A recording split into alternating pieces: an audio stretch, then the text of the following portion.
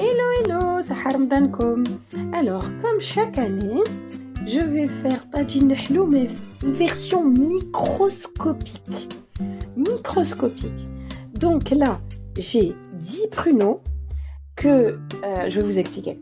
10 pruneaux, là j'ai 15 abricots, parce que je préfère les abricots, hein, c'est chacun son goût.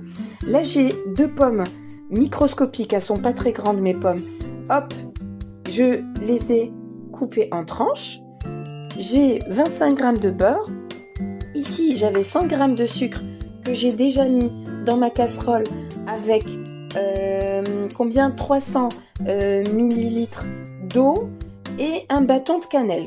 Et là, j'ai des petites amandes grillées pour la déco. Juste là, c'est-à-dire que j'ai mis de l'eau chaude avec 3/4, 1/4. 3/4 d'eau chaude, 1/4 de mazhar. Je sépare les contenants pour une histoire de couleur, pour que la couleur foncée, parce que vous voyez là, c'est hop, pas du tout translucide. Les pruneaux ont tendance à colorer tout le reste en un marron un peu bizarroïde. Et c'est vrai que c'est joli quand c'est mielleux, quand c'est couleur miel, couleur caramel. Voilà. Bon, bah écoutez, moi, mon beurre, hop, je vais le mettre là. Là, je vais attendre 10 minutes. Et je vais du coup commencer à tremper mes légumes, mes fruits. Comme au fait. Bisous. Donc j'ai remis ma, comment on appelle ça, j'ai vidé le verre d'abricot avec le mazhar dedans et je mets les tranches de pommes en même temps. Alors oui, les puristes vont dire oh là là, ça se mélange pas, on met pas tout en même temps. C'est vrai que pour avoir une couleur parfaite, on ne met pas tout en même temps. Mais les abricots et les pommes, on peut. Je vais augmenter un petit peu mon feu.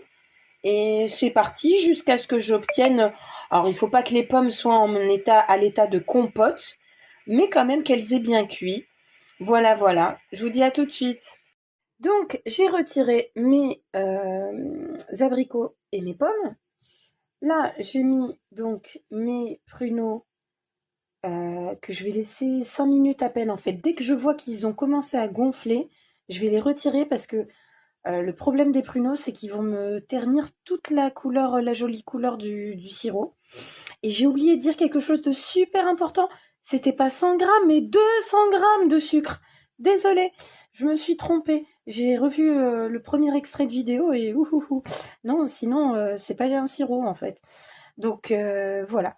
Donc là, je fais une assiette pour moi et une assiette que je vais offrir à une copine tunisienne qui ne connaît pas trop ça. Donc, parce que moi, l'assiette, honnêtement, elle fait là. Donc concrètement, alhamdoulilah ya Rabbi, tout ça c'est vraiment pour le fel. Une assiette suffit largement à tout le mois d'ailleurs. Je suis en train de parler. Oui, je vais faire une petite interruption. À tout de suite. Voilà le petit résultat. Là, il me reste plus qu'à prendre un tout petit peu du sirop et à en rajouter. Hop.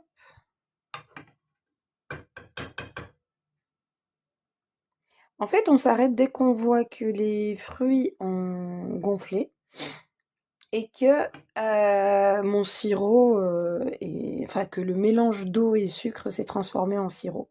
Voilà, là je crois que non, en fait, il n'y aura pas de 3e cuillère. Voilà les amis, bsahatkoum. Shahiya tayyiba, comme dirait Madame Rizqi. Là, c'est une déco un peu à la va-vite parce que la fille, je la vois dans un quart d'heure. Donc voilà, il faut vite que je mette ça sous papier, film. Et je voulais que ça refroidisse un minimum pour que ça ne fasse pas Edik la buée, pas très présentable. Voilà. Gros bisous. Ciao. Sahav Torkom. Merci pour vos likes sur YouTube. Merci. Bisous.